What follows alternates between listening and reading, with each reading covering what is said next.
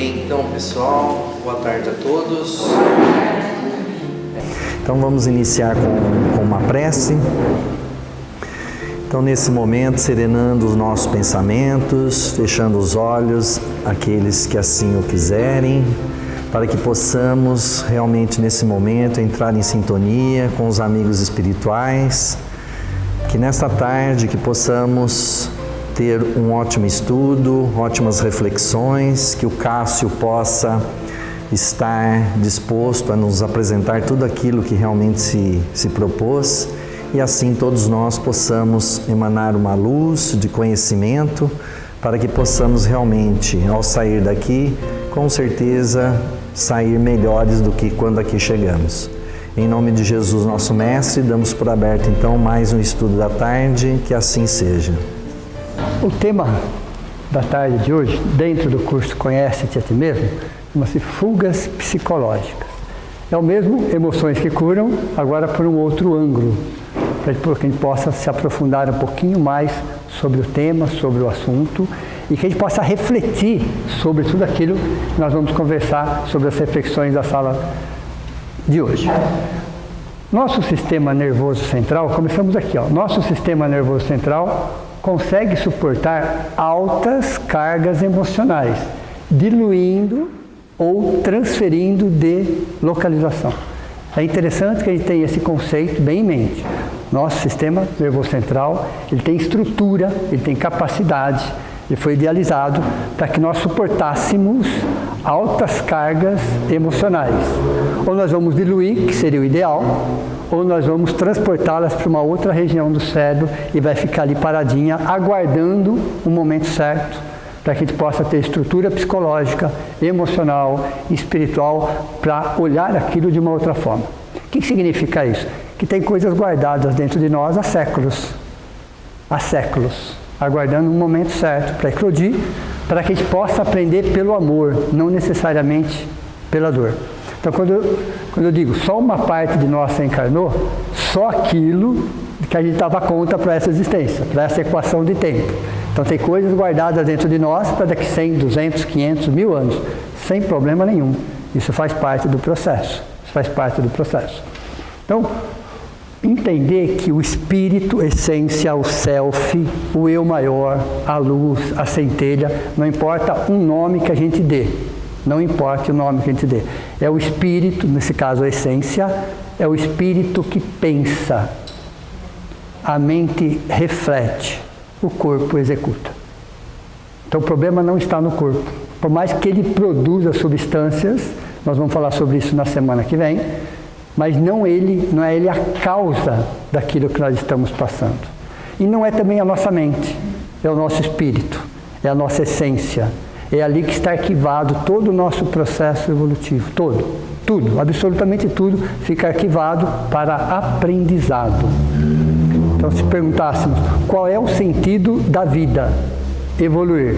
Qual é o sentido da nossa vida? Servir. Veja, existem várias respostas. Dentro da doutrina espírita, nós falamos que o sentido da vida é evoluir e o sentido da nossa vida é servir. Lembra da relação 70-30.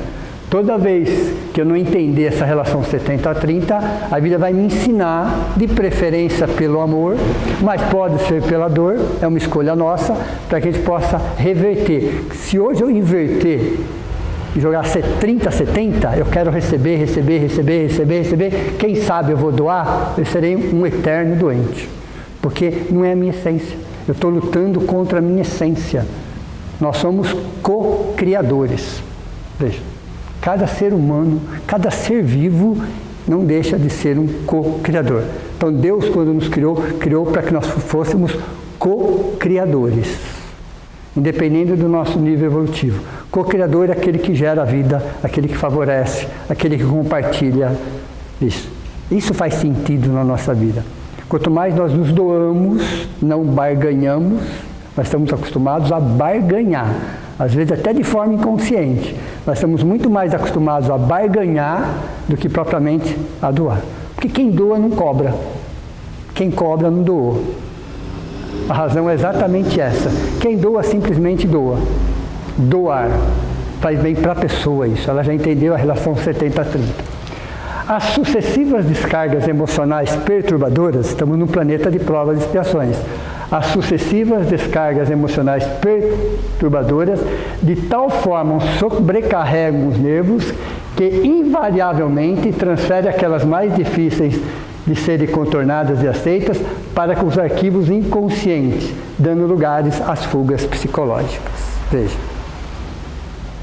Então nós temos situações que nós não vamos diluir, que nós não vamos buscar ajuda, que nós nos fechamos como uma concha e aquilo fica paradinho. Fica parado até que nós decidirmos olhar para aquilo com outros olhos. Reavaliar, ressignificar. Precisamos de ajuda?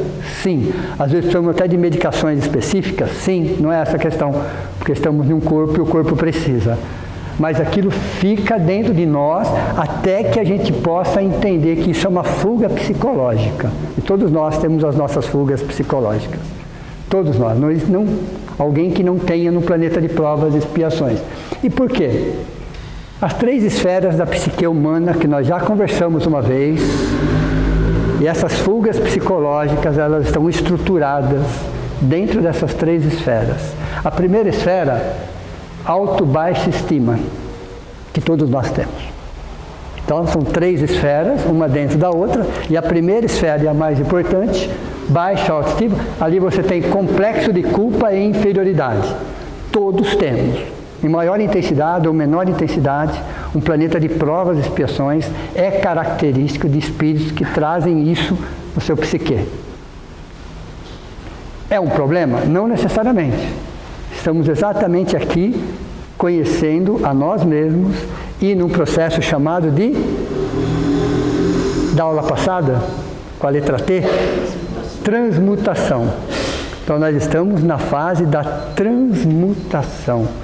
Olhar aquilo com outros olhos. Então, problema nenhum ter isso daqui dentro de nós. O problema maior é quando nós não aceitamos, quando nós nos encolhemos, quando nós nos fechamos, quando nós fugimos de nós mesmos. Quando nós fugimos de nós mesmos. Essa primeira esfera acaba criando e alimentando a segunda esfera, chamada idealização. Nós vamos idealizando a nós mesmos, pessoas e situações, baseado na baixa autoestima. Então o problema não está com a pessoa, não está com o mundo, não está com a sociedade. Por isso que o Espiritismo não é para quem quer, é para quem aguenta. Que aqui nós vamos terceirizar e nem justificar. Entender que as nossas idealizações são feitas, estruturadas na primeira esfera. Não são pessoas, lugares, situações, posições e momentos, mas o que eu tenho dentro de mim. Então, quando eu idealizo baseado aqui, eu crio uma expectativa altíssima em relação a mim mesmo, em relação às pessoas, em relação a fatos, em relação às situações que acontecem, que não vão acontecer. E por que não vão acontecer? Do jeito que eu idealizei. Do jeito que eu idealizei, não vão. Simples assim. Mas vão acontecer. E vão acontecer. Para o meu aprendizado, para o meu crescimento, para a minha reavaliação. Pense numa pessoa, pensem vocês numa pessoa, vamos pensar em nós. Vamos pensar em nós. Se nós, desde o momento, estou falando dessa existência, só estivéssemos escutado sim, o que seríamos de nós hoje? No mínimo, uma pessoa insuportável. No mínimo. Eu estou elogiando, tá? Se nós só tivéssemos escutado sim, na infância, na adolescência, na fase... Sim, o que seríamos de nós hoje? Uma pessoa insuportável. Onde ia o nosso nível de arrogância, de prepotência, de vaidade, de preconceito? Veja. Sim. Sim para tudo. Quando no planeta de provas e expiações, o não é mais importante. Quem é pai sabe, quem é mãe sabe. O não é mais importante que o sim. Porque o não está carregado de amor. E às vezes o sim é uma indiferença.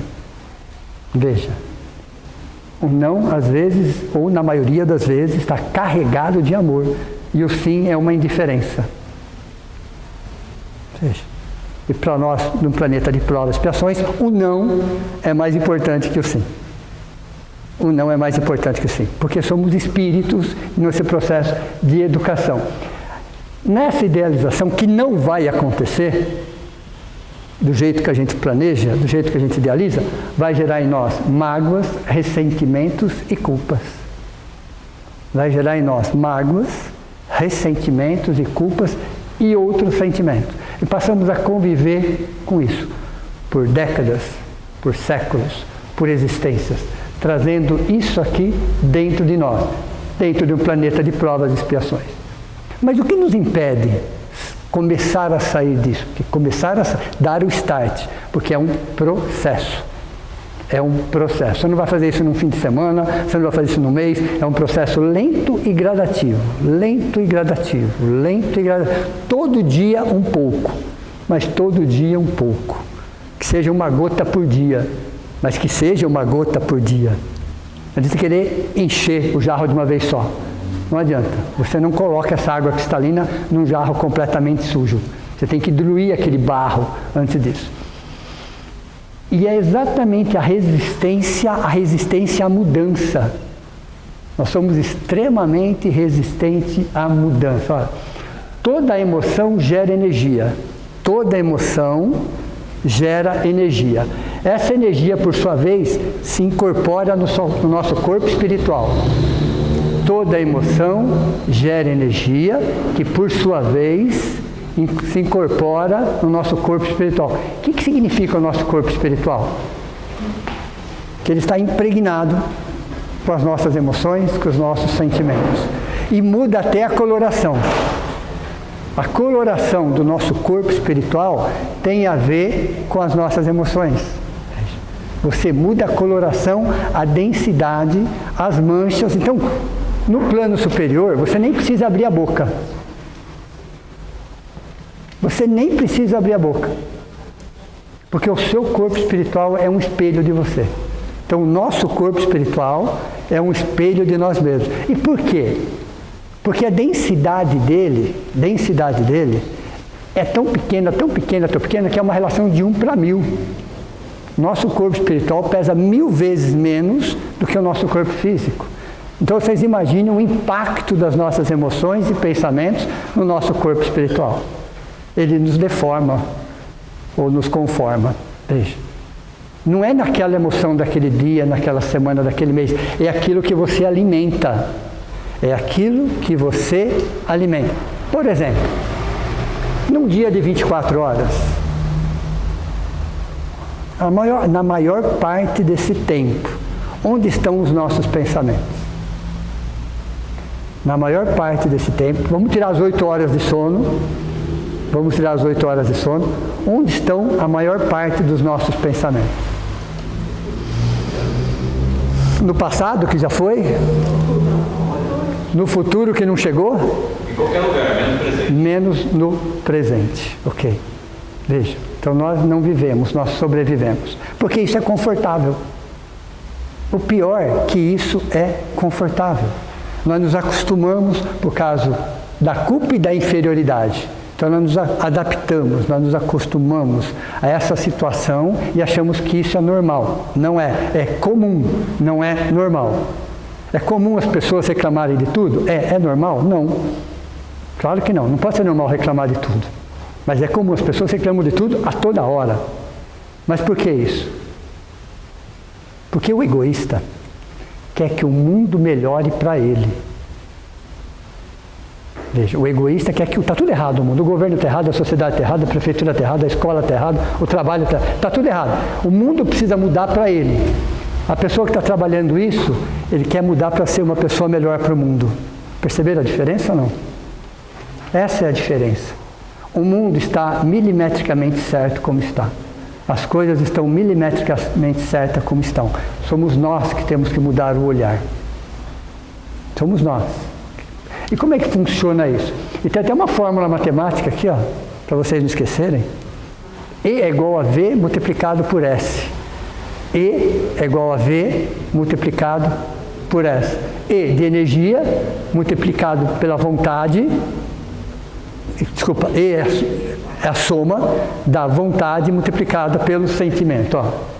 E, V multiplicado por S. E de energia é a resultante da minha vontade multiplicado pelo meu sentimento. Então, essa energia aqui, ó, que fica impregnada no meu corpo espiritual. Então, os nossos sentimentos e pensamentos, aqueles que eu alimento todos os dias, toda semana, estou sempre pensando naquilo, aquilo vai se transformando em energia, chega uma hora que o meu corpo espiritual reflete exatamente aquilo. Então, o plano inferior ou o plano superior, a gente nem precisa falar nada. Você não precisa abrir a boca. No seu corpo espiritual está dizendo tudo. Por uma questão de coloração. Coloração. No livro Libertação, que é o 7º livro da série André Luiz, tem um local, no umbral mais inferior, onde você tem uma pessoa lá chamada Gregório, que cuida de tudo aquilo. Ele foi um ex-papa e ele se revoltou demais, ele montou seu próprio império lá. Mas se era uma coisa que, quando eu li o livro, dentro da justiça dele, tá? Porque às vezes você tem que entrar no personagem para entender como é que ele pensa. Ele era extremamente justo. Ele tem uns comentários no livro que mostram de uma justiça que você fala, não está errado. Porque ele fala assim, primeiro, eu não fui buscar ninguém em lugar nenhum. Eles que vieram até aqui. Por aí já deu para perceber. Ele não fui buscar ninguém em lugar nenhum.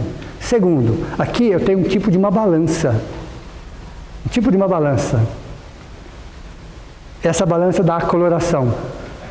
As pessoas subiam na balança, olhavam a coloração, crime tal, castigo tal. A pessoa não abria a boca. Porque estava impregnada no corpo espiritual dele. Deu para você entender? Ele era injusto dentro da justiça dele? Não. Não. Primeiro que ele não ia buscar ninguém em lugar nenhum. As pessoas iam até lá. Chegando lá, ele não queria nem ouvir a pessoa. De acordo com a coloração, a densidade do seu perispírito, ela sabia qual era o crime que a pessoa tinha feito. E dentro daquele crime tinha uma tabela. Então não era nada pessoal. Perceberam? Dentro da justiça dele. Só para a gente entender que a densidade e a coloração do nosso corpo espiritual reflete as nossas verdadeiras intenções e sentimentos. Não é um momento de oscilação, estou falando disso.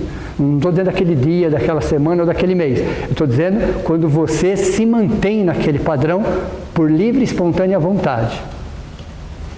Livre-arbítrio. Ok? Então essa resistência é o nosso pior. Daniel Goleman, psicólogo, jornalista, psicoterapeuta, ficou extremamente famoso em 1995, quando ele lançou um livro chamado Inteligência Emocional. Então, está aqui o nome dele, chama Daniel Goleman. Nesse livro sobre inteligência emocional, ele fala muito interessante. Nós chamamos aqui do sequestro das emoções. Nós, em doutrina espírita, se estuda como nome sequestro das emoções. Ele chama o sequestro da amígdala. Não é essa amígdala que ele estava falando, ok? Ele está falando que na região do nosso cérebro, perto ali do tálamo, hipotálamo, existem dois órgãos pequenininhos, muito parecidos com esse daqui, muito parecidos, e ele deu o mesmo nome, amígdala cerebral. E o que faz essa amígdala cerebral? Olha que interessante isso. Nós temos essa amígdala cerebral desde quando nós fazíamos parte do reino animal. Ela tem a ver com um instinto de sobrevivência, de conservação, extremamente instintiva. Quando que ela é acionada? Num momento extremamente crítico e emergencial, de fuga e de luta.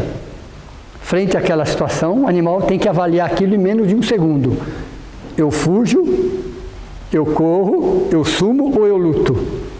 Ele tinha que fazer essa avaliação e tomar essa decisão em menos de um segundo. Então, são as amígdalas cerebrais que têm essa função de tomar essa decisão frente àquela situação. Aí, nesse momento, os 5 sentidos físicos ficam aflorados. Dá um exemplo mais prático. De repente, você está fazendo uma caminhada numa trilha e dá de frente com uma cobra. O que acontece? Sai correndo. Perceberam ou não? Quem que tomou essa decisão? Foi ela que verificou e percebeu a situação e tomou a decisão. Veja, é interessante isso, porque faz parte do instinto de sobrevivência. Um outro inseto você vê e você não toma a mesma decisão. Então ele avalia aquela decisão, isso numa fração de segundo, isso é físico, isso é instintivo, não é o espírito que está pensando isso.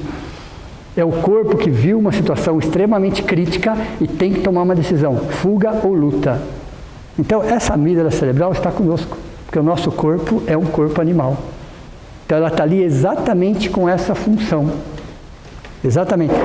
E é interessante que ela acontece muito rápido. Então vejam, ela rouba a energia do lobo frontal. Então o sequestro da amígdala é que ela rouba aquela energia da racionalidade e joga por instinto.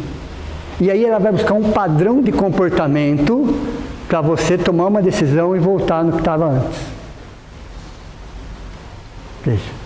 Então ela rouba uma decisão, de repente, vocês já tiveram alguma vontade de enforcar o chefe de vocês?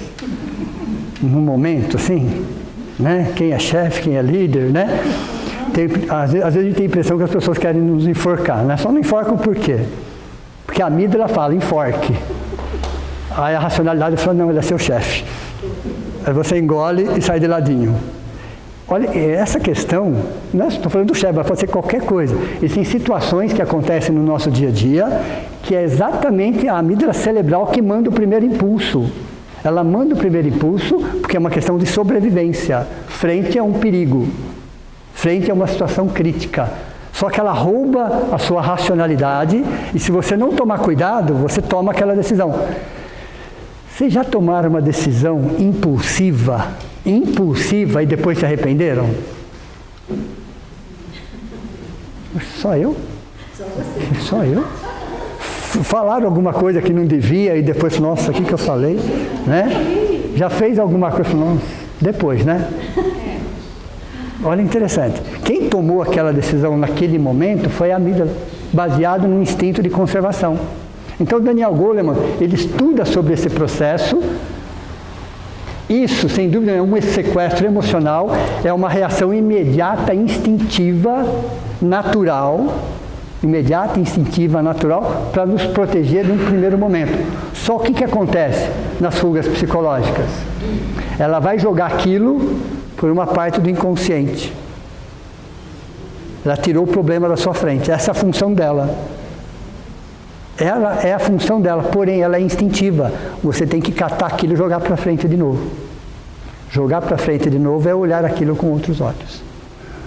Então, fugas psicológicas são situações que acontecem conosco, onde o nosso sistema nervoso central suporta, porém ele vai jogar para uma área do nosso cérebro para que nos mantenha vivos. Vivos biologicamente falando, mas psicologicamente destruídos. Então é hora de você, como ser humano, você já não está mais no reino animal, como ser humano, trazer aquelas informações de novo para frente em algum momento e começar a diluir aquelas informações. E como é que nós vamos fazer isso? E porque ela está baseada em medo e ansiedade. A amígdala trabalha essas duas emoções básicas, medo e ansiedade. São só sentimentos ruins? Não. Existem alguns sentimentos positivos que também ela é acionada. De repente você entra num lugar que você já esteve naquele local e você se sente muito bem. Numa fração de segundo. Veja, ela trabalha um arquivo de emoções, não só negativas, mas positivas também. De repente você foi em um lugar, encontrou uma pessoa, uma situação que numa fração de segundo você se sentiu muito bem. Foi ela que fez isso. Então não são só sentimentos ruins. Tem sentimentos positivos também ali, baseado num bem-estar. Veja, essa fuga psicológica faz com que os 5 sentidos fiquem aflorados. Como trabalhar isso? Se ela acontece numa fração de segundo, muito rápido, então ela é incontrolável, num primeiro momento. Mas se você contar até 10, então contar até 10, essa técnica de contar até 10, Porque em 30 segundos, ela deixa de trabalhar. Quanto tempo ela trabalha a amígdala cerebral nessa situação crítica? 30 segundos. Então, se durante esses 30 segundos você conseguir se controlar, você não faz um estrago. Entenderam ou não? Conte até 10. Se conte até 10, pessoal, trabalhe a respiração. É para passar os 30 segundos. Passando os 30 segundos, a racionalidade volta. Então, o que ela roubou, ela deixou ali. Aí você, através da racionalidade, você traz de volta. Trazendo de volta, você começa a administrar aquilo. Já não é mais uma fuga psicológica. Mas como é que eu faço isso? Vamos dar um exemplo do copo? Todos nós passamos, todos os dias, por momentos de estresse, sim ou não? É o trânsito, é em casa, é no trabalho. Tem ou não tem? Todos nós passamos diariamente momentos de estresse. Todos nós. Ok? Então imagine um copo que vai enchendo. Você acorda bem, aí vai passando e vai enchendo, e vai enchendo, e vai enchendo. Então toda hora acontece uma situação, não é isso? E o copo vai enchendo. Nós chegamos no final do dia, como é que nós estamos? As tampas. Sim ou não? As tampas. Então nós já estamos estressados, nós já estamos emocionalmente abalados. Então, para você explodir frente a uma situação, falta uma gota. Então não é a última gota, é que o copo já estava cheio. Fala, essa foi a última gota, porque o copo já estava cheio. Porque uma gota não derrama um copo. O copo tem que necessariamente estar cheio para que a última gota derrame. Então nós vamos enchendo esse copo com um momento de estresse, Nós não vamos diluindo isso, E o que vai acontecendo? Nós vamos acumulando. Esse processo cumulativo vai nos desestruturando emocionalmente, espiritualmente, psicologicamente. Tá, vamos pegar o exemplo do copo, fica mais fácil. Nós vamos pegar um copo plástico. Eu vou pegar, antes de encher o copo, eu vou pegar uma agulha, estou falando de forma metafórica, tudo bem? Uma figura de linguagem. Eu vou pegar esse copo e eu vou fazer alguns furinhos, uma meia dúzia de furinhos, em pontos diferentes. No meio, em cima, do lado, vou fazer uns 4, 5 furinhos diferentes. O que acontece quando esse líquido for enchendo e encontrar o furinho? Um furinho de agulha. Tudo bem? Então não é o furinho da agulha que vai pegar todo aquele líquido. O copo está enchendo. Mas o furinho da agulha que vai saindo, vai fazendo com que o copo não encha. E quanto mais furinhos eu tiver, qual é a possibilidade do copo encher? Bem menor. O que seriam esses furinhos de agulha num copo que está enchendo? Olha, interessante. Contar até 10? O que mais? Quem tem o hábito da meditação e da prece? É um furinho. Quem tem o hábito do lazer construtivo? É um outro furinho. Quem tem o hábito de uma atividade física? É um outro furinho. Quem tem o hábito de estar se envolvendo com artes em geral, qualquer coisa que seja, música, dança, pintura, qualquer coisa, é mais um furinho. Então, se durante o nosso dia nós tivermos esse furinho, esse estresse vai diluindo em cima disso. Não que a amígdala cerebral não vai existir, ela está lá.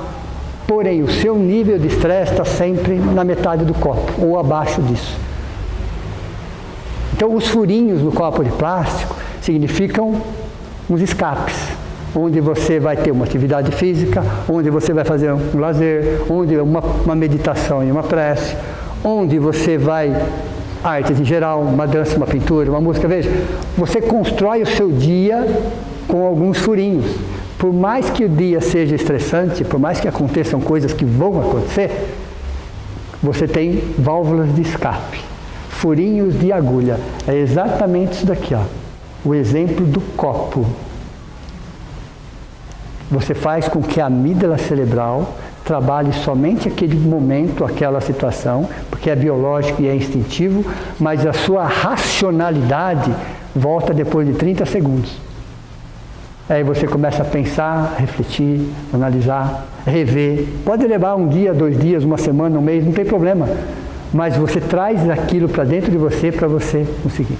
Então, são exatamente os furinhos que nós colocamos no nosso copo, aí cada um faz o seu, de acordo com os seus valores, daquilo que faz bem, mas algo que faça bem. Faça um lazer, que construa, que agregue, que me traga um valor. Uma atividade física, uma meditação, uma prece, veja, algo que para nós é importante e que nós precisamos disso como doses diárias. Veja, é o nosso espírito pedindo isso. Válvulas de escape nesse copo, justamente para que a gente possa ir escoando esse excesso de estresse, para que nosso copo não enche. Então nós derramamos a última gota, nós explodimos, primeiro nós implodimos, depois nós explodimos, porque o nosso copo está cheio. E às vezes, quando nós fazemos alguns furinhos, nós não mergulhamos nesse furinho de corpo e alma. Quando você faz um furinho, é para você estar naquele furinho de corpo e alma. Se eu estou fazendo uma prece, se eu estou fazendo uma meditação, eu tenho que estar de corpo e alma naquilo. Se eu estou em uma atividade física, eu tenho que estar de corpo e alma naquilo. E é isso que faz com que esses furinhos vão escoando esse excesso de estresse. A amígdala continue funcionando, porque é biológica, porém as minhas reações mudam. Porque isso aqui melhora isso daqui. Esses furinhos no nosso corpo melhora exatamente isso daqui. Aquela baixa autoestima não vai ficando tão baixa assim. Você vai elevando o seu nível de autoestima, de amor a si mesmo, de respeito a si mesmo, de investimento em si mesmo. Aí não existe um padrão, porque cada um de nós somos um padrão. Cada um de nós sabemos o que é bom. Não é para seguir o que o mundo está fazendo, mas aquilo que faça sentido para você. Essa mania que a gente tem de seguir padrões. Mas o mundo inteiro acha que isso é bom, eu vou fazer também. Por favor. Ok? Por favor. Não é assim. Cada um de nós somos um ser único. Singularidade. Individuação.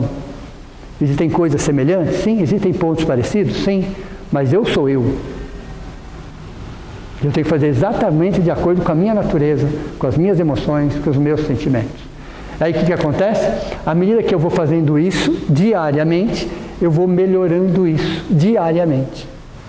E à medida que eu vou melhorando isso diariamente, o que vai acontecer com isso? Felicidade igual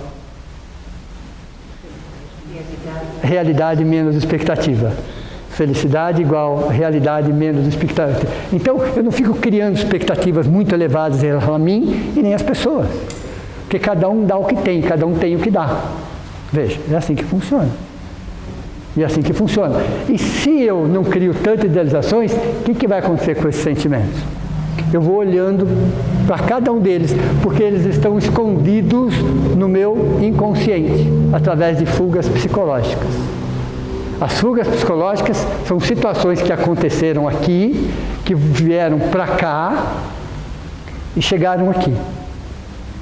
Mágoas, ressentimentos, culpas, situações que estão conosco há muito tempo. E todo espírito evoluído que nós admiramos, são alguns espíritos que nós evoluímos, né, que nós admiramos, cristão ou não cristão, pouco importa, mas que existem, já passaram por nós, estão entre nós, verdadeiros missionários. Espíritos que já passaram por isso. Em algum momento eles passaram exatamente por isso. E na maioria das vezes, eles passaram no planeta Terra. Mais de 90% deles aprenderam isso no planeta Terra, de provas e expiações. Exatamente de provas e expiações. Então eles também passaram por isso. Por quê? Eles já entenderam que a resistência é o nosso pior inimigo. A resistência é resistir a uma situação, é lutar contra a situação. Aí virou até uma fórmula. S é igual a R ao quadrado. Isso virou até uma fórmula matemática. Sofrimento é igual a resistência ao quadrado. Nós conseguimos multiplicar a nossa existência por ela mesma. Aonde foi parar o nível de orgulho, de arrogância, de prepotência? Eu sei qual é a causa do meu câncer, mas eu não perdoo. Entenderam isso ou não? Eu sei qual é a causa do meu câncer, mas eu não perdoo. Perceberam a fórmula aí?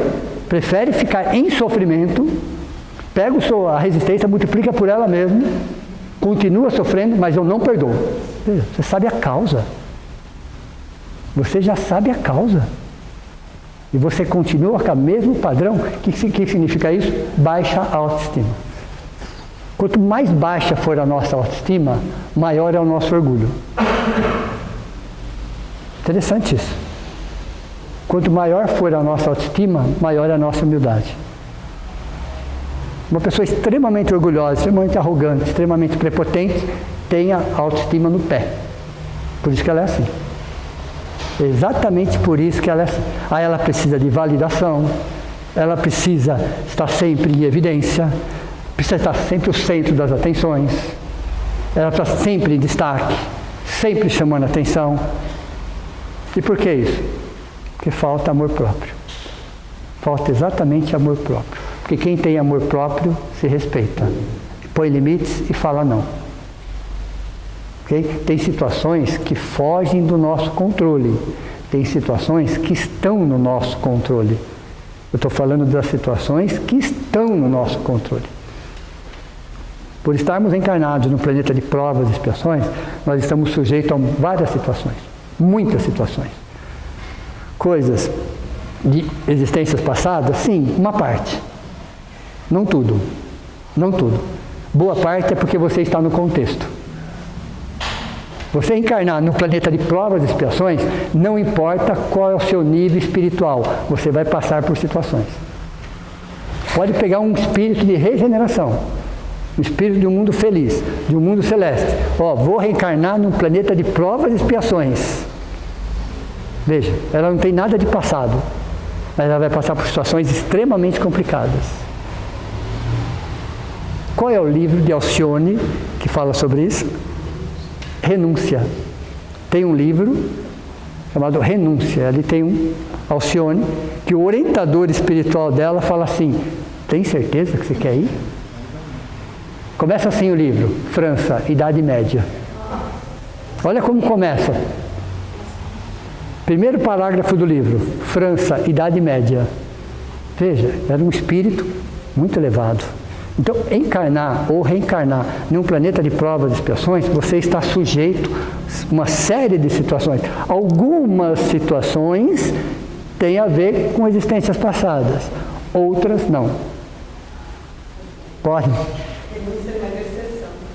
Oi? Renúncia não é deserção. Não entendi. Renúncia não é deserção. Quando você renuncia... Ah, sim, entendi. Tá, então o livro é Renúncia, ok? E aí fala exatamente que renuncia um fato para estar em outro. Então, quer dizer que eu estou no planeta de provas e expiações passando por algumas situações porque eu fiz algo no passado? Não necessariamente. Pode até ser que existam algumas situações vinculadas, mas reencarnar num planeta de provas e expiações, não querendo desanimar ninguém. Quando a gente está em regeneração, nós já estamos em regeneração, tudo bem? Imaginem que nós já estamos em regeneração. Os espíritos que estão em regeneração, onde eles querem reencarnar? Provas e expiações. Porque tem campo de trabalho. Entenderam?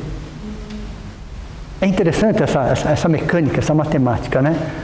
Porque você está aqui, você vai para cá. A hora que você for para cá, você pede para reencarnar aqui. Aí quando você está aqui, você pede para reencarnar aqui. Entenderam ou não? Aí quando você sobe 10 degraus, você pede para reencarnar 10 degraus abaixo. Faz sentido isso? Muito.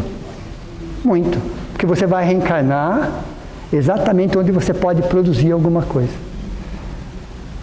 Onde vocês acham que está Jesus nesse momento? Um pleno sábado à tarde. Um pleno sábado à tarde. Onde vocês acham que estão os espíritos evoluídos? Evoluídos. Em pleno sábado à tarde. Pode ter certeza que eles não estão comemorando a Páscoa, tudo bem? Nada contra, tudo bem? Mas tem mais o que fazer, ok? Eles estão nos piores lugares, fisicamente falando, e espiritualmente não, eles estão onde eles estão. Mas fisicamente falando, eles estão nos piores lugares, para dar o ponto de equilíbrio. Onde você tem a extrema violência, você tem que ter a extrema paz. Entenderam? Aonde você tem a extrema violência, você tem que ter a extrema paz, para dar o ponto de equilíbrio. Então, quando eles vão evoluindo, eles vão nos colocando exatamente nos degraus de baixo, para que a gente possa dar o ponto de equilíbrio nesse sentido. Nosso irmão, que também se equivocou em muito, não muito diferente de nós, mas pelo que conta a história um pouquinho mais, Hitler, ok? Um pouquinho mais, está internado, nós sabemos disso, né? E quem é que pediu para Jesus cuidar dele? Cuidar, mas cuidar literalmente. Mahatma Gandhi. Mahatma chega para Jesus e falou: posso cuidar desse meu irmão? Veja. Perceberam? Veja, tinha que ser um espírito daquela envergadura, daquela espiritualidade, daquela paz para trabalhar o outro irmão. Entenderam como funciona? É só um exemplo. Então, toda vez que eu subo um degrau, eles me põem no degrau de baixo. Eu subo mais vezes e põe no degrau mais embaixo ainda. É assim que funciona. Mas espiritualmente você está onde está, mas fisicamente onde precisa. Fisicamente onde precisa. Então, os anjos, onde eles estão? Nos piores lugares, fisicamente falando. E eles estão bem lá? Sim, eles estão bem lá.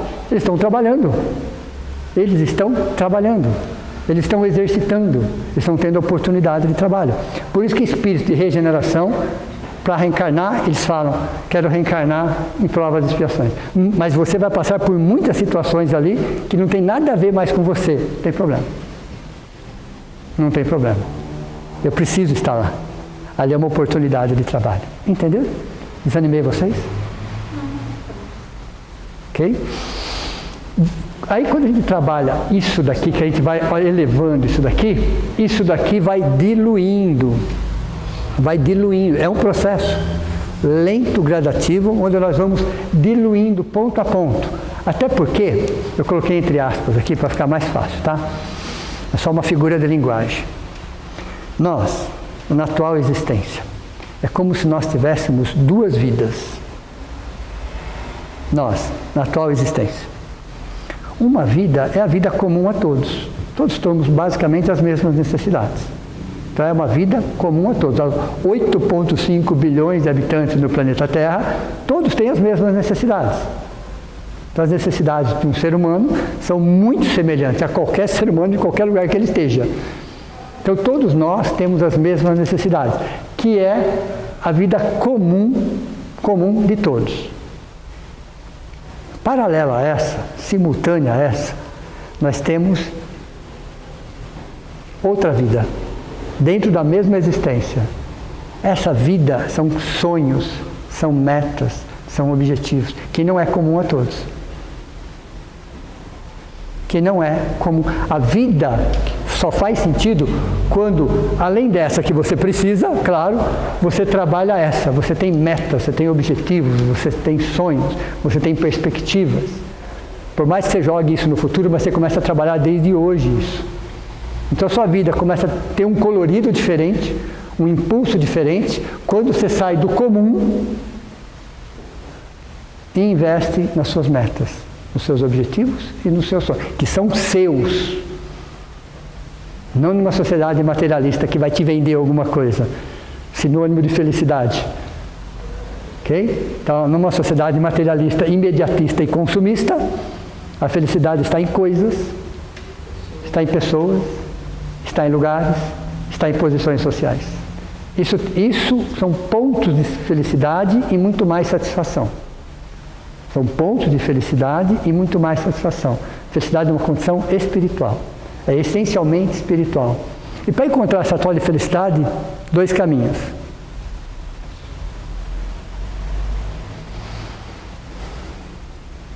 O primeiro, aprender. dissipar a ignorância, ampliar os horizontes. O primeiro caminho de felicidade para o espírito é ele sair da ignorância. É ele aprender, é ele estudar, é ele pesquisar, é ele buscar informação, buscar conhecimento. E nunca foi tão fácil ter acesso a informações. Nunca. Nunca. Hipótese alguma. Sobre qualquer assunto, inclusive. Sobre qualquer assunto. Numa questão de menos de um minuto, você já tem alguma informação sobre aquilo. Veja, se você pensar nisso há 50 anos atrás, né?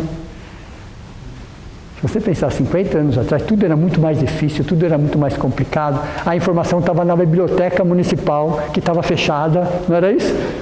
Não era isso? Veja, tudo era mais difícil. Hoje, qualquer assunto que venha na sua cabeça, em menos de um minuto, ele está na sua frente.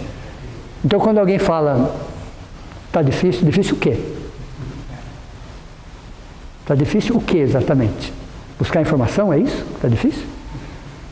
Veja, em menos de um minuto, qualquer assunto que vocês imaginarem, em menos de um minuto você tem alguma coisa na sua frente. Veja.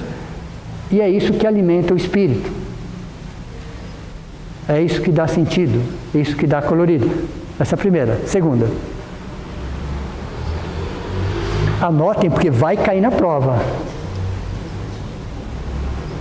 Agora está gravado.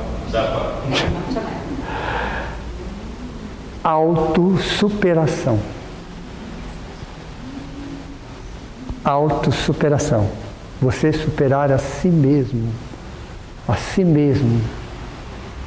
Ok? Você saber que você pode chegar lá, você consegue, é uma questão de esforço, é uma questão de vontade, de dedicação. Quer dizer, você vai se superando. Às vezes com lágrimas, às vezes com arranhados, às vezes com machucados, mas você chega aonde você quiser. Por que não chega? Por causa disso. A resistência é o nosso pior inimigo e a resistência anda lado a lado com o medo de mudar. A resistência é o nosso pior inimigo. Ela anda lado, de mãos dadas com o medo de mudar, o medo de ser feliz. Tem um RECA, né, que você escreveu, né, Reforma Íntima Centrada no Alto Amor. Exatamente isso. Reeducação emocional centrada no alto amor. Então veja, esse medo que é só um sinal amigável, preste atenção, só isso. Mas a resistência é o medo, quer dizer que eu posso ser uma pessoa diferente? Você deve ser uma pessoa diferente. Mas não seguindo padrões determinados, mas o seu padrão. O melhor exemplo da autossuperação, tem muitos e muitos e muitos. Um que eu gosto muito é aquele alpinista, vai subindo a montanha, vai ralando, vai passando frio, vai passando fome, vai se machucando, ele vai se esforçando, se dedicando, e tem hora que ele vai desistir, continua mais um pouco, mas a hora que ele coloca a bandeirinha lá, aquela sensação é só dele. Ele não está competindo com ninguém. Já repararam que às vezes nas Olimpíadas, quem chega em segundo e terceiro comemora mais do que o primeiro? O que ele fez ali? Ele sabia que ele ia perder. Mas por que ele comemora tanto então? Ele superou, ele sabia qual era o limite dele. Perceberam? Então, dei 2 exemplos, a gente pode traduzir isso no nosso dia a dia. Toda vez que eu me superar em relação a qualquer coisa, isso é fonte de felicidade. A primeira fonte de felicidade é aprender.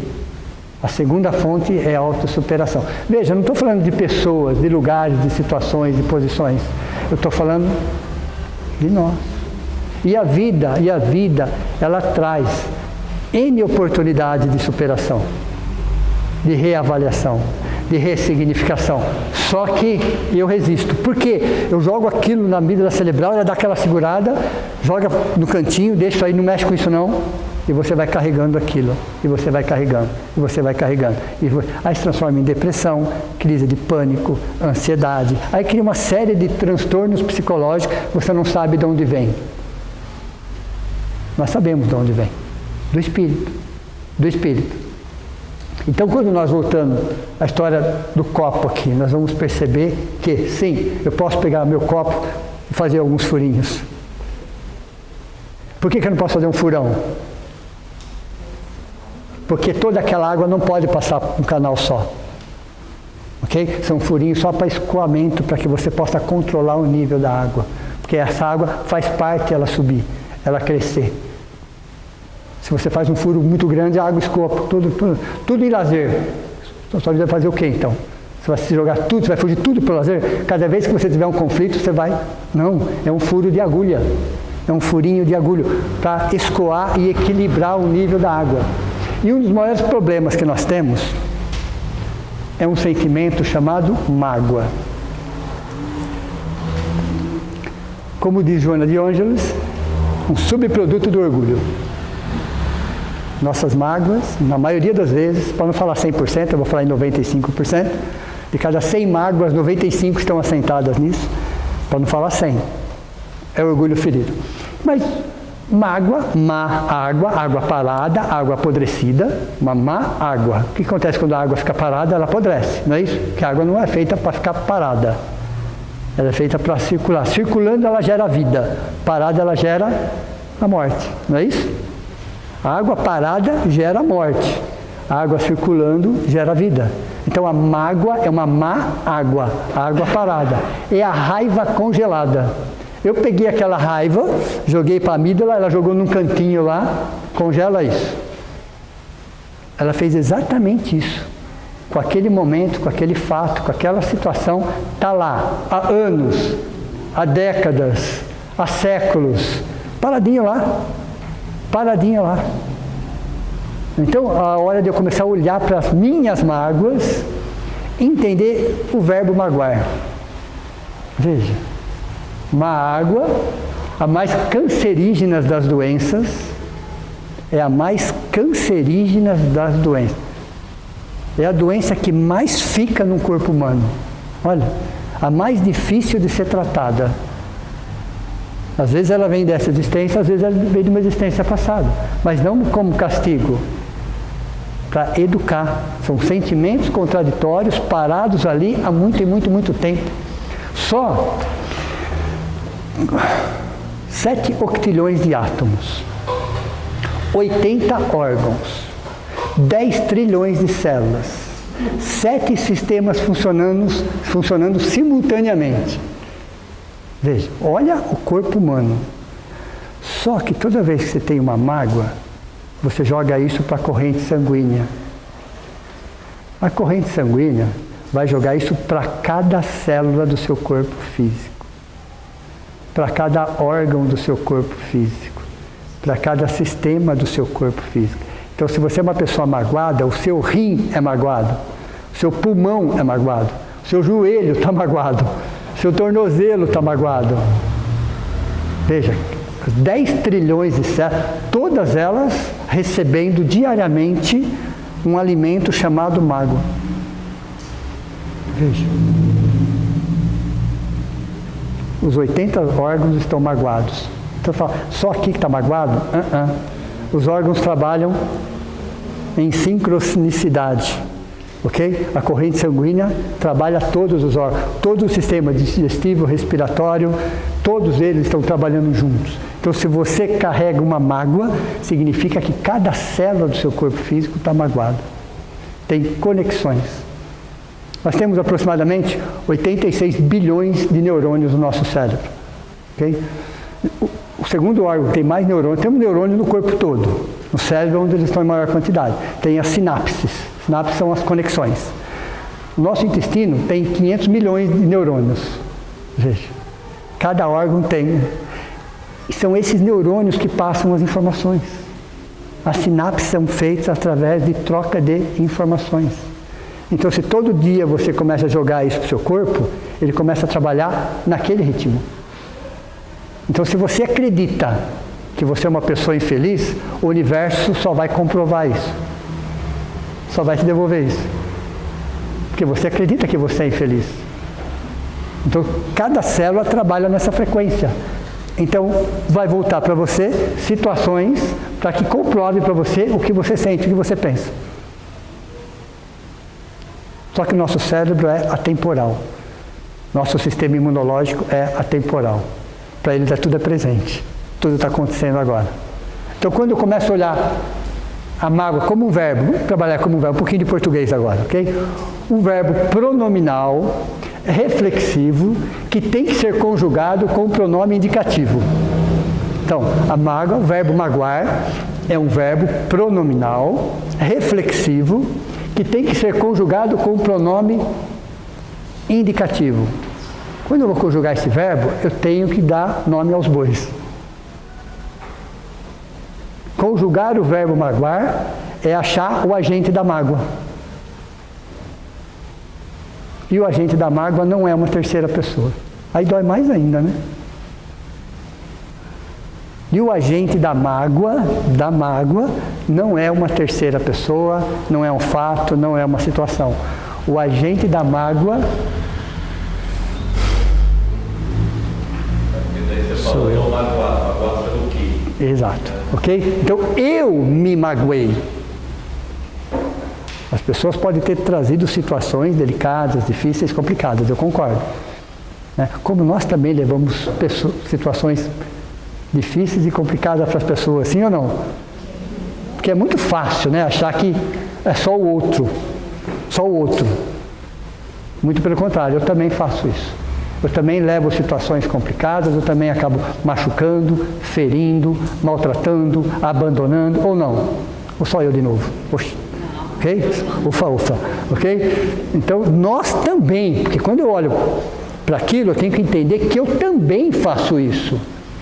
Que eu também faço isso. Que eu também sou o agente nesse sentido. Agora, eu me magoei. Essa é a forma que eu tenho que entender o que aconteceu. Não foi o fato, não foi a pessoa, não foi a situação. Por mais que tenha sido extremamente delicado, extremamente difícil. Trazer aquilo na forma de mágoa, foi uma decisão minha. Aí eu comentei com vocês, semana passada, que quando acontece um fato ou uma situação, depois que aconteceu, aquilo fica muito na nossa cabeça, não fica? Natural, normal. Mas quanto tempo, medido em tempo cronológico, quanto tempo uma mágoa pode ficar na minha mente? Segundo Joana de Ângeles, 1 hora. O problema é quando a hora que ela instala no coração, tempo indeterminado. Quer dizer que eu tenho que diluir em 1 hora? Não foi isso que eu quis dizer. Não foi isso que eu quis dizer. Eu quis dizer que a partir do momento que ela começar a descer para o coração, eu tenho que começar a retrabalhar isso. Pode levar meses, não tem problema. Pode levar isso, até eu entender o fato, entender a situação. Não é problema. O problema é que quando eu permito, livre-arbítrio, que ela instale no meu coração, aí tem muito de orgulho ferido, tá? A decisão da mágoa estar comigo há anos tem muito mais a ver com o orgulho ferido do que propriamente com o fato em si. Então veja, na maioria das vezes é orgulho ferido. Então não é uma terceira pessoa. E como é que ficaria isso? Eu me magoei, vamos conjugar o verbo, vai cair na prova. Eu me magoei, tu te magoas, ele se magoa. Nós nos magoamos, vós vos magoais e eles se magoam. Veja. É interessante. O único sentimento que a gente pode até conjugar na língua portuguesa, pode até, não tem problema nenhum, mas o único sentimento que não tem passado e futuro é o amor.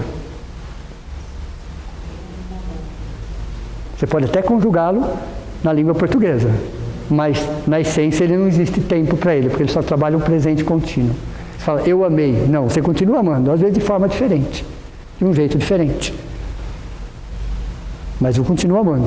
Então o amor, é interessante, que quando nós falamos amor incondicional, primeiro que não existe no planeta Terra provas e expiações. Não existe. É bonito de falar, mas não existe. Para o planeta de provas e expiações, não existe amor incondicional. Todos os amores são condicionados a alguma coisa, vinculados a alguma coisa. E nós sempre esperamos o retorno. Natural, somos um planeta de provas e expiações. Mas quando se fala, porque o amor na verdade é um sentimento único. Nós trabalhamos ele de formas diferentes, que é o nosso processo evolutivo, nosso processo de aprendizado, Mas o amor é um sentimento único que nós carregamos desde o momento da criação. Aí nós vamos passando a maternal, paternal, filial, conjugal, fraternal. Nós vamos experimentando e vivenciando esse amor de forma diferente, mas ele é o mesmo.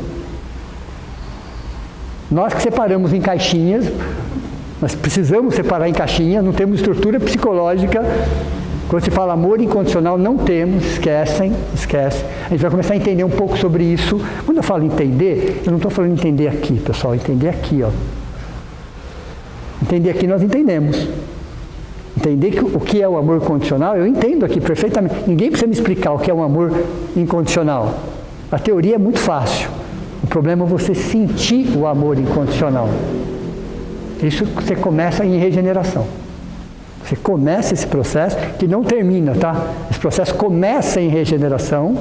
E quando se fala em regeneração, se nós vamos para o planeta de regeneração, ou se já estamos no planeta, porque não é geológico, não é um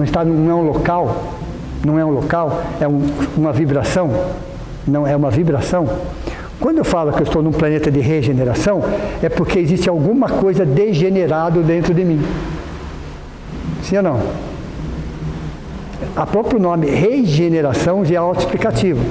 Eu vou me regenerar. Para eu me regenerar é porque existe algo degenerado dentro de mim. Entenderam ou não?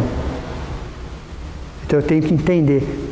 Se eu tenho uma mágoa, essa mágoa é algo que está degenerado dentro de mim. E eu preciso regenerar. Regenerar é transmutar. É olhar todos esses sentimentos contraditórios, um por um, e entender por que eu me magoei com aquele fato. Foi complicado, foi delicado, foi difícil? Sim, ninguém está questionando isso. Mas por que, passado tanto tempo, isso continua fazendo um estrago na minha vida se já passou tanto tempo? O que segura isso dentro de mim? Orgulho. Esse é o sentimento que segura esse sentimento dentro de mim, ao ponto das pessoas terem a ciência que aquilo está consumindo, que aquilo está desagregando, que está definhando, mas mantém o mesmo padrão, veja. Mas mantém o mesmo padrão. Interessante isso. Interessante. Então, o perdão, quando se fala, perdoar, significa exatamente tirar esse peso que não é nosso, já foi, mas não é mais, e diluindo. Nem que demore 10 anos, não tem problema. Que demore 20, não tem problema nenhum. Mas que todos os dias, e como é que eu faço isso? O copo novamente. O exemplo do copo novamente. Veja, você está com o copo cheio de mágoa, carregado, aí você faz uns furinhos para que aquela mágoa escoa. Mas como que eu vou escoar? Eu vou canalizar aquilo no esporte, para arte geral, meditação, prece, veja. Então quando eu estou com o copo cheio de mágoa, eu tenho que fazer uns furinho de agulha, para que aquilo comece a diluir, porque é artes em geral, é a meditação, a prece, é uma atividade física. Veja, qualquer coisa que eu vá fazendo, que eu vou investindo em mim, ganhando conhecimento, eu vou diluindo essa mágoa. Eu vou diluindo. Porque se eu não fizer furinhos, essa mágoa vai ficar ali. Vai ficar ali para a próxima existência. Para a próxima existência. Aí, lógico, as leis maiores, as leis divinas, vão colocar novamente os espíritos juntos, os mesmos, às vezes em papéis trocados, em situações, com a bênção do esquecimento. Aí entra a reencarnação como justiça e bondade de Deus. Coloca os mesmos espíritos, credores e devedores, às vezes na mesma família, às vezes na família que nós vamos formar, mas são os mesmos espíritos, em papéis trocados, com o esquecimento temporário. Aí entra a bondade e a justiça de Deus, para que essa mágoa possa ser diluída através do amor, do cuidado. Às vezes leva uma existência inteira, não tem problema. Nós sabemos que não temos afinidade nenhuma com aquela pessoa que está do nosso lado, ou da nossa família, nenhuma, só atrito. Mas estar junto naquele momento, mesmo no atrito, ainda assim está diminuindo a intensidade da mágoa. Veja. Então Deus tem os seus mecanismos, tem as suas leis para nos educar. E com a bênção do esquecimento. Aí alguém me pergunta, por que eu não me lembro de existências passadas? Ufa! Não é assim? Ainda bem. Porque eu não tenho estrutura psicológica e estou num planeta de provas e expiações. Eu não tenho estrutura psicológica, emocional e espiritual para administrar. Não tenho. Simples assim. Vou ter? Vai. Mas o esquecimento temporário, nesse momento, é o recurso que a providência que Deus tem para que a gente possa aprender o quê? 3 R's.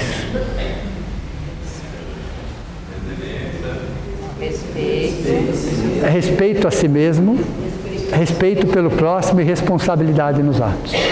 Veja, são os 3 R's. O respeito, e tem que ser nessa ordem, inclusive. Respeito a si mesmo, respeito pelo próximo, responsabilidade nos atos. E o mais interessante, quando nós falamos em todo esse processo, nós não estamos desamparados. Há toda uma espiritualidade nos amparando, nos ajudando, nos intuindo, porém, não decidindo por nós. Não decidindo por nós. A decisão é nossa. A decisão é sempre nossa. Nós já temos livre-arbítrio. Nós já temos livre-arbítrio. Então, por exemplo, você tem livre-arbítrio, você tem um poder de escolha dentro daquela escolha. Às vezes você não consegue melhorar aquela situação, mas eu posso não piorar aquela situação. É o que você tem para hoje. Não piorar aquela situação já é um passo.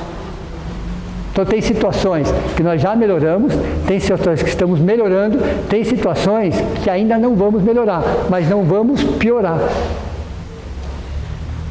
E o mais interessante, as leis maiores, baseado numa frase, fala assim: um momento de amor cobre uma multidão de pecados. Veja, um momento de amor, isso está no singular, cobre uma multidão de pecados que está no plural. Uma mudança real de atitude.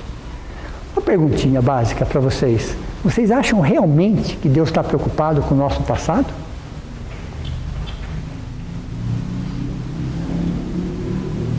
Você acha que a espiritualidade superior está preocupada com o nosso passado?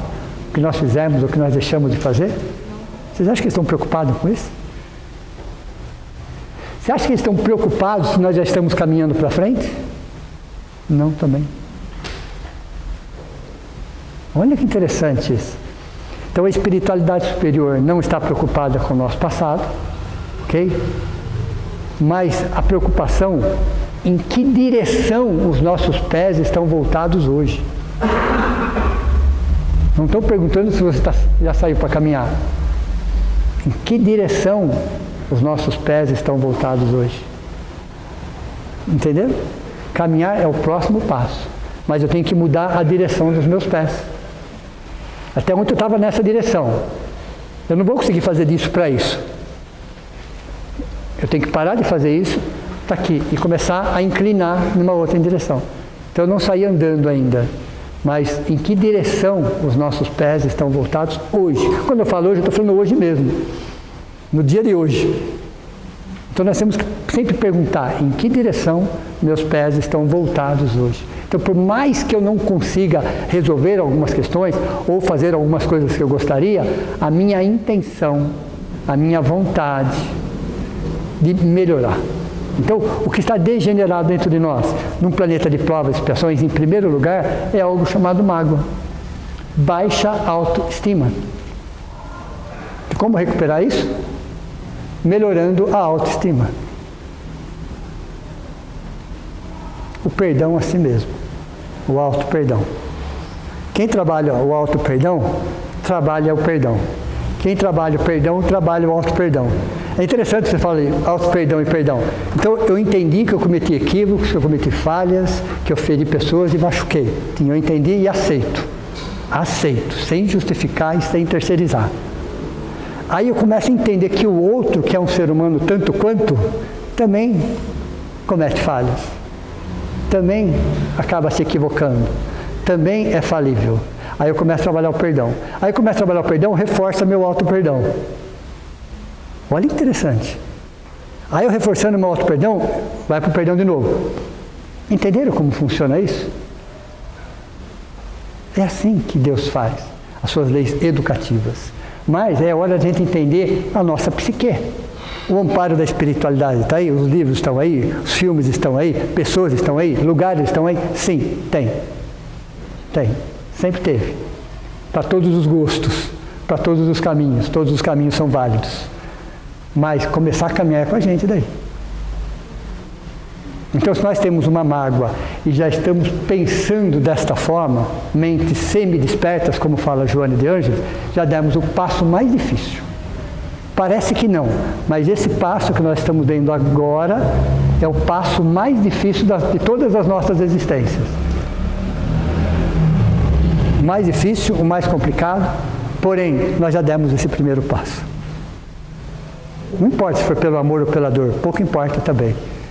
É importante que nós já demos esse primeiro passo. O que é o primeiro passo? O conhece-te a ti mesmo. O conhece-te a ti mesmo é o primeiro passo difícil. Santo Agostinho já fazia isso. Quem conhece um pouco da história dele? O que ele fazia? Todo final de dia, ele olhava numa ordem cronológica para ficar mais fácil, avaliava como é que tinha sido o seu dia. Veja. Olha que hábito salutar. Todo final de um período, ele olhava o período, desde manhã, ele foi subindo, aí ele olhava esse ponto aqui, amanhã eu tenho que resolver. Esse ponto aqui, já resolvi. Veja, ele fazia essa autoavaliação todos os dias. Todos os dias, sem culpas, sem agressividade, e no outro dia ele tentava melhorar aquilo. No final do outro dia, ele fazia a mesma coisa. Então, todo dia ele se recolhia, a reeducação emocional centrada no auto-amor. Ele olhava o seu dia, desde manhã até a noite. O que tinha acontecido? Quais foram os pontos mais importantes? Quais foram as situações? Aí ele olhava aquela situação no final. Aí ele conseguia avaliar aquilo e no outro dia ele ia corrigindo. Então, os processos de correção é assim. Sem culpa, sem melindres, que é a raiva automática, muito menos mágoa. Por quê? As situações aconteciam, estava aqui ainda, aí ele ia começar a rever, reformular, refazer, ressignificar, ia trabalhando. Com isso, o copo tinha os seus furinhos, não enchia. Então, para que a gente não seja refém, já estamos falando de sequestro aqui, né? Para que a gente não seja refém desse conjunto chamado amígdala cerebral, que eu não seja refém, entender que ela existe, ela funciona, mas é para o meu bem. Porém, depois de um período, eu preciso olhar aquilo, eu não posso esconder aquilo. Eu tenho que trazer aquilo à tona novamente e entender o porquê. E para que eu não tome nenhuma decisão impulsiva, que isso pode comprometer em muito, ok? Eu preciso estar com esse equilíbrio. Como é que eu consigo esse equilíbrio? Entender do copo. Então, quando vier aquela situação, fuga ou luta, eu vou respirar, eu vou trabalhar a respiração, eu vou contar até 10, 20, 30, 40, se for o caso, 50. Para quê? Porque isso acontece em menos de 30 segundos.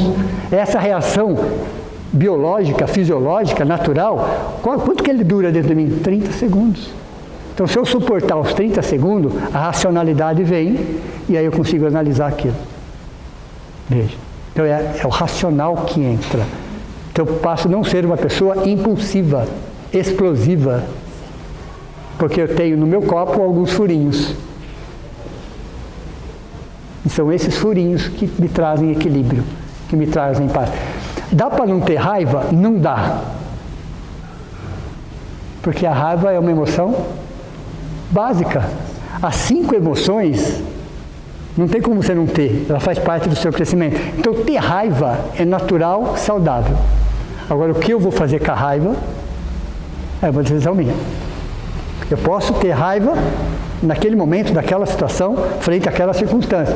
Mas se eu vou transformar aquela raiva em mágoa, sou eu. Não tem nada a ver com a situação ou com aquela coisa.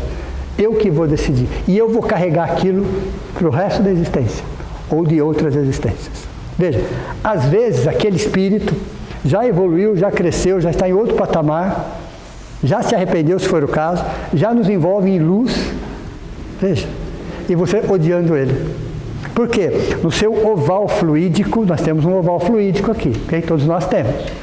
Ele está ali ainda te ferindo, te machucando e te prejudicando. Veja, ele está dentro do seu oval fluídico, ele não existe. Foi você que criou e mantém ele vivo, fazendo algo que ele fez há 10 anos atrás, sendo que hoje ele é um espírito de luz. Ele está orando por você, mas dentro do seu oval fluídico ele está te destruindo. Entenderam? Isso chama-se formas pensamentos. Pessoas e situações que nós mantemos no nosso oval fluídico, alimentando todo dia. E o mais interessante, a psicologia fala muito sobre isso. Tudo que eu alimento cresce, tudo que eu esqueço desaparece. Tudo que eu alimento cresce, fortalece. Vou pensando naquilo, aquilo vai crescendo, vou alimentando, vai solidificando, vai cristalizando. A partir do momento que eu vou esquecer aí é entre aspas. Esquecer é mudar o foco. Esquecer é, entendam, mudar o foco. Toda vez que eu mudo o foco, aquilo vai ficando para trás. Vai ficando para trás ao ponto de eu começar a ter dificuldade em lembrar dos detalhes. Como é que eu sei que eu estou num processo de perdão? Quando eu começo a ter dificuldade em lembrar dos detalhes. Isso já é um processo de perdão. E quanto mais o tempo passa, aquilo vai ficando cada vez mais para trás, porque você vai mudando o foco. Mudar o foco é os furinhos do copo. Mudar o foco são os furinhos de agulha no foco. É você se dedicar a alguma coisa para você, que te faça bem. Cuidar de você e das suas emoções. Porque antes de nós encarnarmos, nós criamos 3 níveis de compromisso. Vai cair na prova, ok? Primeiro nível é conosco mesmo. Então, se alguém acha que reencarnou para resgatar alguém, desculpe decepcioná-los, né? Desculpe, se o nosso orgulho acha isso, desculpe decepcioná-los. Ninguém veio com essa proposta, nem Jesus, ok? Nem Jesus, ele não veio com essa proposta. Ele veio nos ensinar a nos auto-resgatar. Todo o amparo, todo o suporte, toda a ajuda. Mas ele não veio nos resgatar. Não, ok? Ele veio nos ajudar, não só ele, como tantos espíritos que vieram, mas nos ajudar, não nos resgatar. Nos resgatar. Então, o primeiro compromisso é conosco mesmo. E muita coisa nós já sabíamos na teoria. Muitas coisas nós já sabíamos na teoria antes dessa existência. Aí falaram assim, então, já que você sabe na teoria, vamos colocar você em provas. Você já sabe a teoria, vamos te colocar em provas. Então o principal compromisso é conosco. É sair daqui melhor do que como aqui chegamos. O segundo nível de compromisso é com a espiritualidade. É com a espiritualidade que vai nos amparar. O terceiro nível são com pessoas, mas não necessariamente com aquelas pessoas, mas com situações. Que lógico que vai envolver pessoas, claro, evidente. Mas não necessariamente com aquelas pessoas. Por quê? Os nossos sentimentos e pensamentos atrairão pessoas e situações para perto de nós. Então veja, aconteceu um problema numa existência passada no Brasil. Ela quer saber? Eu quero ir para a China na próxima existência, só para não encontrar esse traste. Talvez você não encontre esse traste.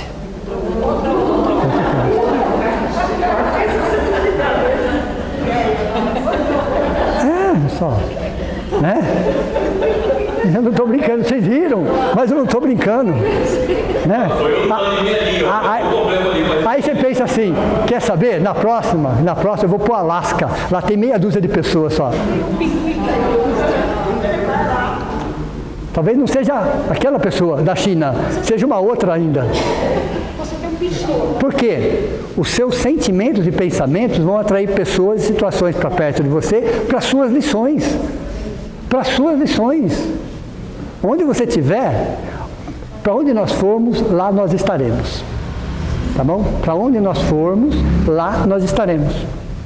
E você pode mudar completamente, tá? Você pode pôr a roupa que você quiser, o jeito que você quiser, fazer o que você quiser, não vai mudar nada. Você pode andar como um esquimó, tudo fechado, num frio de 10 graus abaixo de zero, só com os olhinhos de fora. Não vai mudar nada. Não vai mudar nada. Você vai mudar o corpo, você vai mudar a roupa, você vai mudar a cultura, você vai mudar o que você quiser, mas não vai mudar nada na essência. Porque você reencarna e traz situações para aprender. Então, onde você estiver, você vai atrair essas pessoas e situações frente àquela situação que você precisa. Então, são pessoas? São lugares? São fatos? Não. Então, a primeira coisa para trabalhar a mágoa é entender que não foi exatamente aquela pessoa, aquela situação e aquele fato.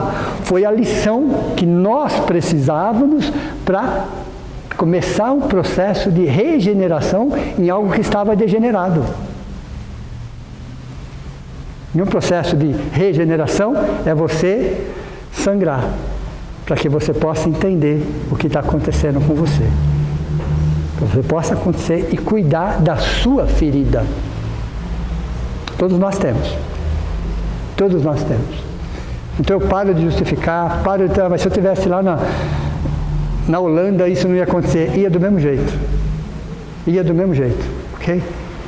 Então, quando eu entendo que, independente de onde eu esteja, eu estou num processo de autoconhecimento, de autoaprendizado, e todas as lições são educativas, nenhuma são punitivas. Nós que nos punimos, aí eu concordo.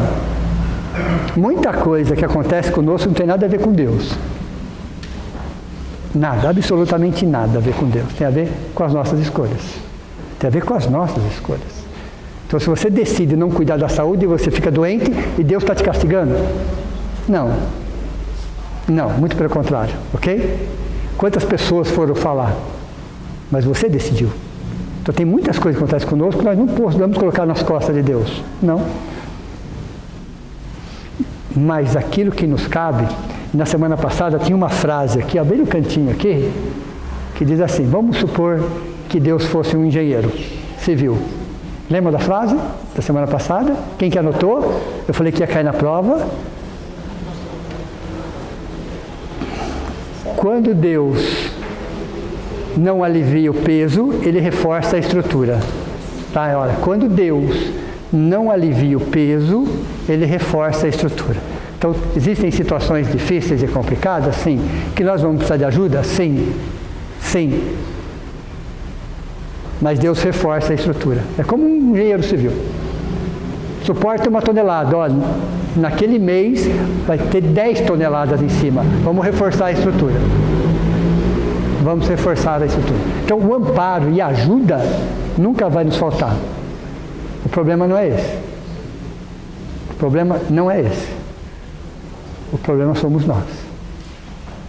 Que às vezes com muita ajuda, mesmo assim, nós resistimos na mudança. Então eu prefiro ficar confortável na dor, entre aspas, né? Confortável na dor do que arriscar. Olha que interessante. Do que arriscar. Então eu prefiro viver às vezes uma vida medíocre, mas pelo menos eu estou vivendo, ou sobrevivendo, né? Seria o nome correto, sobreviver, ou do que arriscar para ser feliz. Porque ser feliz dá trabalho. É muito mais fácil ser infeliz. Vocês sabiam que é muito mais fácil ser infeliz? Muito mais fácil, muito mais tranquilo. É só ligar a televisão. Ali tem uma fonte de infelicidade que vocês nem imaginam, né? Tem programas que estimulam, inclusive. Então, ser infeliz é muito mais, num planeta de provas e expiações, é muito mais fácil, é muito mais tranquilo, é muito mais sereno do que cuidar da vida dos outros. É muito mais fácil do que cuidar da nossa própria vida, não é? Dá um trabalho cuidar da vida da gente, não dá? Dá muito trabalho cuidar da vida da gente, investir na gente, aproveitar o tempo, cuidar da saúde, cuidar do psicológico, cuidar do profissional, cuidar. Ah não, mais fácil ficar cuidando da vida dos outros. É mais fácil ficar o dia inteiro deitado no sofá assistindo nada, né? Nada, do que sair para fazer uma atividade física. É muito mais fácil. É muito mais fácil, muito mais tranquilo. Veja. Então, ser infeliz é muito fácil, é muito tranquilo. E a nossa sociedade estimula isso ainda. Ela estimula a infelicidade, porque a infelicidade vende. A infelicidade faz parte de um mundo materialista, consumista e imediatista. A felicidade dá trabalho. Porque para ser feliz você tem que investir em você. Tanto que não existe nem o contrário de felicidade, porque felicidade não tem contrário. Infelicidade é a negação da felicidade. Não é o contrário de felicidade. Então, ser feliz dá trabalho? Para poucos. Felicidade, num planeta de provas e expiações, é para poucos. É uma questão de escolha e de esforço. Uma boa noite a todos vocês, muito obrigado. Eu queria perguntar alguma coisa? Desculpa, pode falar. Paulo, primeiro. Você deu exemplo do bloco. Eu ia comentar que no consultório os clientes passam pelo processo psicoterapêutico, às vezes eles comentam algo assim, eles falam, nossa, hoje consegui aliviar a lata do lixo. Exatamente, aliviar a lata do lixo. Ok.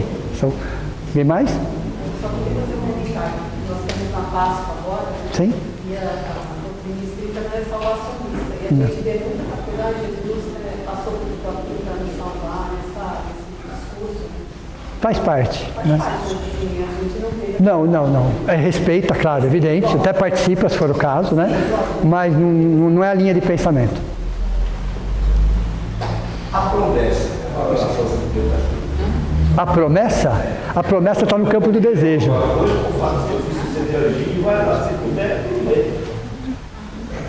Desculpa, eu não escutei uma parte. Vamos falar assim, se você fizer isso, eu visto você interagir, leva você andando para cá. A barganha com Deus, é isso? A barganha, então não é promessa, a barganha com Deus. Então, nós chegamos numa fase, nós já fizemos isso muito, tá? Já fizemos muito isso, não vamos, né? Estou falando do dia do hoje. A nossa relação com Deus não pode ser mais uma relação de barganha. Não pode mais, já foi, passou dessa fase. De ficar prometendo, Deus não precisa de nada, tá? Então, Ele não precisa de nada. O que Deus quer é que a gente seja feliz. Qual é a proposta? Felicidade. Então, não queira barganhar, trocar, se esforçar e daqui nada contra, tá? E de joelho daqui em Aparecida do Norte com uma cruz nas costas, com todo respeito quem faça. Mas não é exatamente isso que Deus quer que a gente faça. Ele não quer sacrifício, nunca quis. Okay? Que a gente seja feliz. A melhor forma de agradar a Deus, vamos colocar dessa forma, é sendo feliz. Sendo feliz. Então, prometer, vou ganhar na loteria, eu faço isso, eu faço aquilo. Isso é uma mente extremamente infantil. Extremamente infantil pensar dessa forma. Né? Sem julgar ninguém, mas já estamos pensando de uma forma diferente. Né? Porque o que cabe a nós, eu não posso pedir a Deus. O que não cabe a nós, Deus resolve. Dá um exemplo mais prático, ok? Aliás, já dei esse exemplo várias vezes. Existem bilhões de galáxias, não é isso? Se Deus quisesse, se Ele quisesse, Ele tira uma galáxia daqui e põe aqui, numa questão de 1 segundo no nosso tempo. Isso nenhum Cristo faz, tá? Somente Deus teria tirar uma galáxia daqui e pôr aqui, numa questão de 1 segundo no nosso tempo cronológico. Então, nenhum espírito tem essa capacidade. Mas ao mesmo tempo que ele faz isso, ele não pega um livro da mesa e põe na sua mão.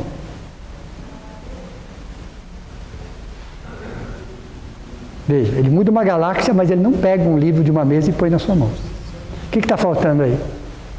Vergonha na cara, desculpa.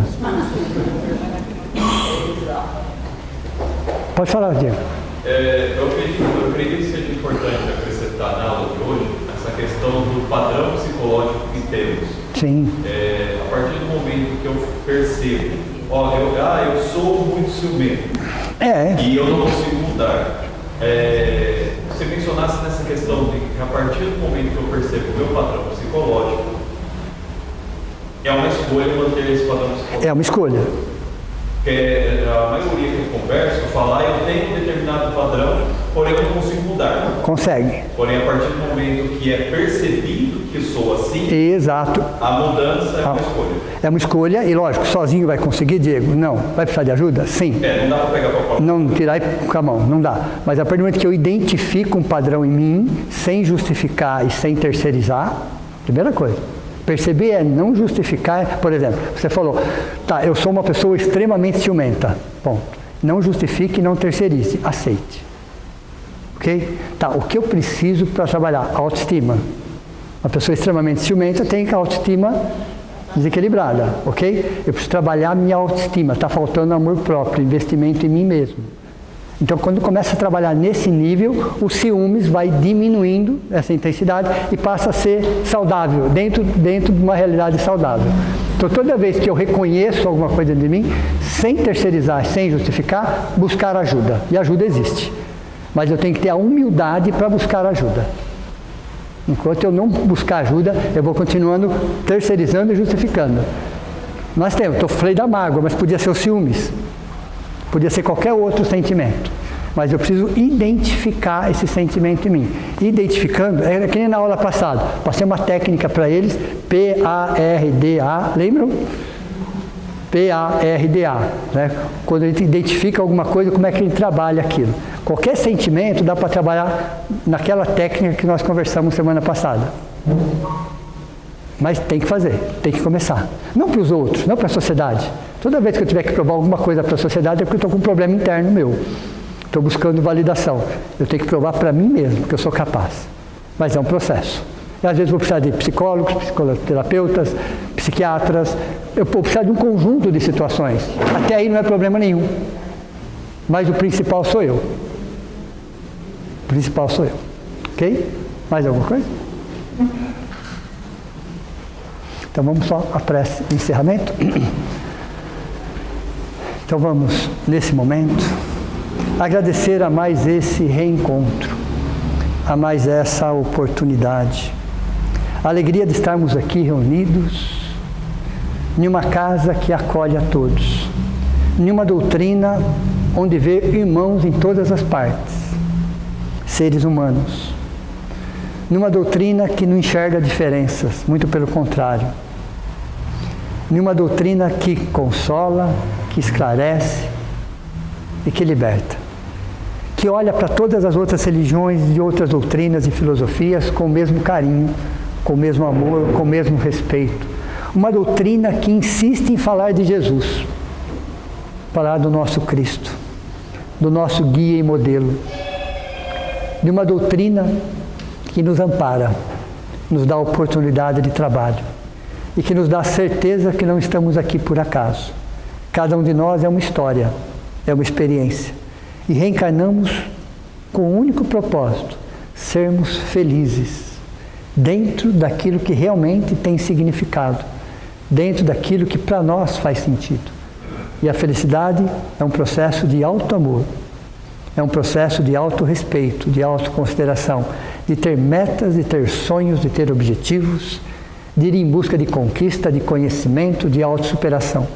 Porque reencarnamos exatamente para isso, para sermos felizes. E a vida vai nos trazer situações para que essa felicidade que tanto buscamos, que já está dentro de nós, possa entender que é uma questão consciencial, espiritual e algo que Deus nos deu, a vida, para que a gente possa ter qualidade de vida.